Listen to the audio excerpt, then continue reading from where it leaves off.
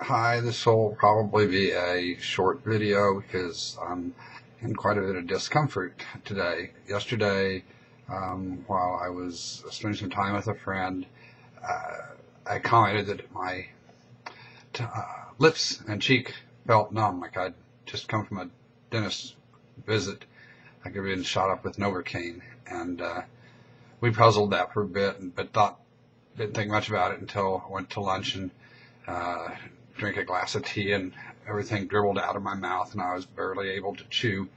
And she commented that when I blinked, my right eye would close, my left eye didn't. So it got worse until I finally came home, took a nap, did a little research about the symptoms, and came up with Bell's palsy as a likely um, explanation for this.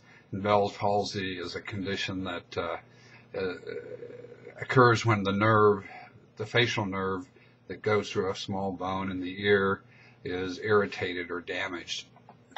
And for most people, the cause of Bell's palsy is unknown. It's a rare condition, but not unheard of. About 40,000 people a year in the United States.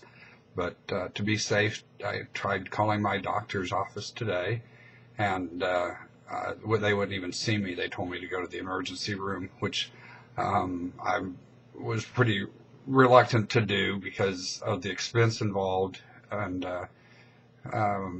from what I'd read, there really was no treatment for it other than possibly some prednisone and for the inflammation, which I've had a lot of problems with prednisone in the past.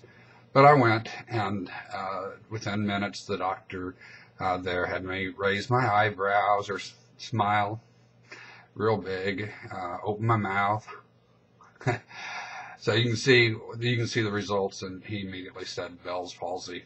And I made the comment that on Saturday, which is 2 days before this happened, I had struck this part of my head right across the ear pretty hard on the top of a door getting into the car, and thinking that might be a possible explanation for irritation to that nerve, which happens to come out right there. But he did a CAT scan, and in the meantime called my HIV doctor, and afterwards came back, said the CAT scan showed nothing unusual, and that this was a result of my HIV. I get so frustrated when I hear this, that there are 40,000 people a year who get Bell's palsy, all ages. Men and women are affected. There is no clear understanding or explanation of what causes it, other than one thing that is known as physical trauma can cause damage to this nerve. But the presumption is if you have HIV, that's what's going to be the cause of all problems that ever affect you.